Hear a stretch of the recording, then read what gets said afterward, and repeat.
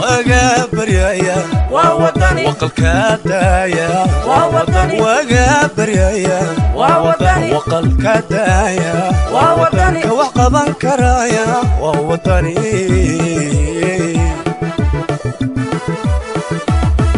وقابريا ووطني وقلكدايا ووطني وقابريا ووطني وقلكدايا ووطني كوقبان كرايا ووطني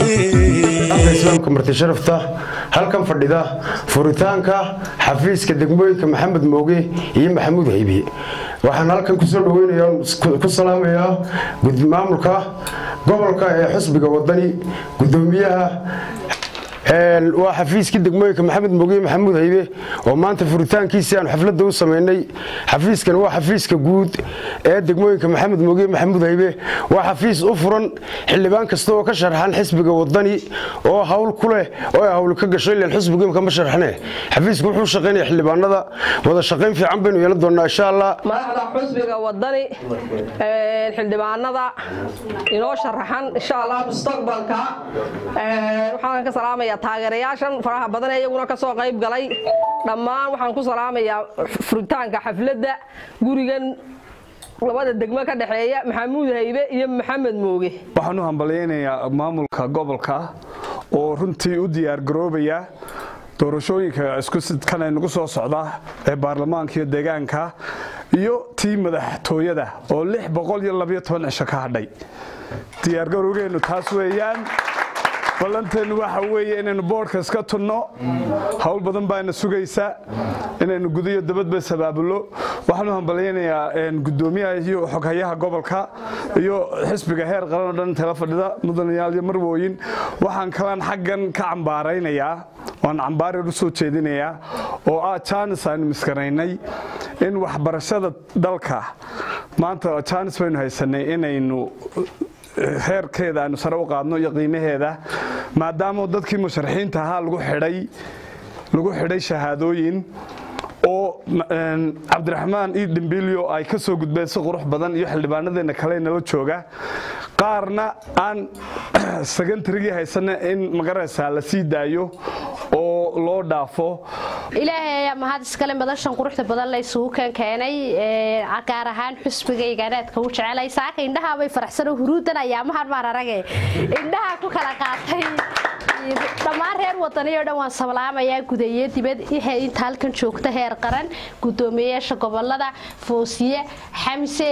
mawliid xildhibaanadayda iyo in wax kasto wadani jecel baa anaguna wada jecelay baan leeyahay hadalka sii badin maayo waxaan maanta joognaa xafiiska furitaanka Maxamuud Haybe iyo Maxamed Mooge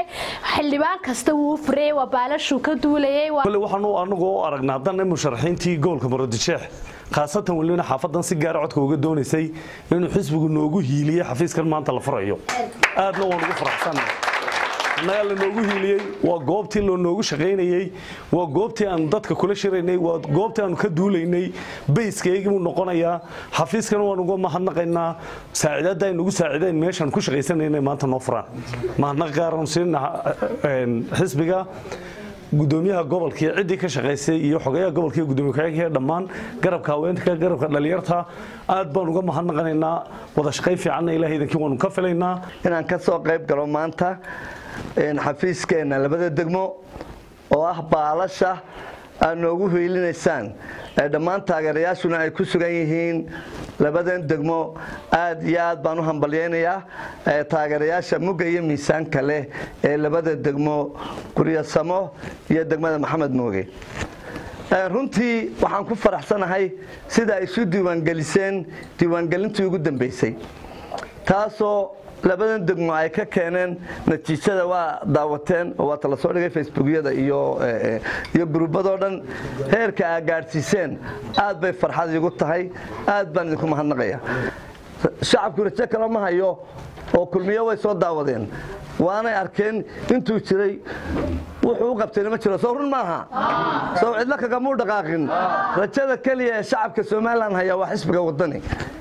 dhammaantiin meel kasta joogtaan qurba joog daljoog iyo inta codaynaysa dalka gudihiisa joogta caasimadda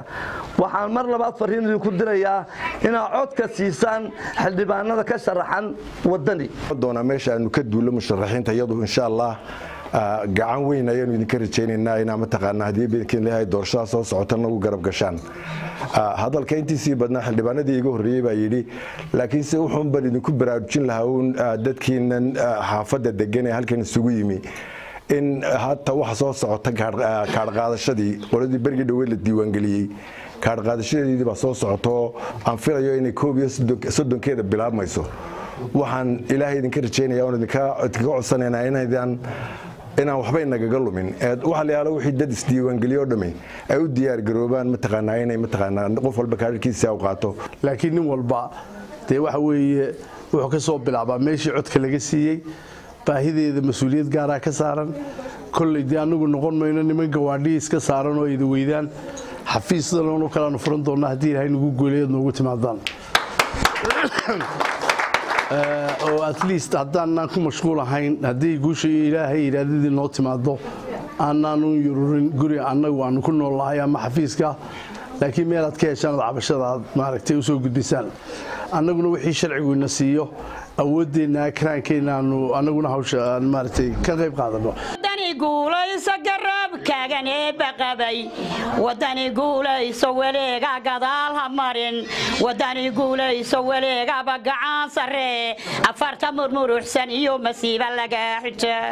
waxaanu idin leenahay waar xashiishka noo tuulan iyo biriishkan googo'ay ciidii baad xataa xidhay biriishkii haddii iminka roob yimaado biyahaaba jabinaya halkii dalooli jirtay biyuu ka daadan jireen xataa ciid baa xidhay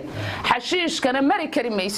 inan baa maalin dhaweyd igu tidhi ilaa waxaad la basaaradsantahay waa halkan kaadida iyo dhiidhiga leh aad subax walba ka talowdo markaan shaqo tagayaabaan halkaa ka sii tallaabaa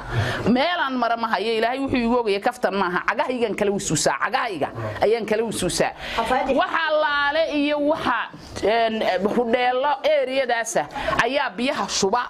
shuba oo biiriya dabeetana sida daadka ayay raaciyaan dooxa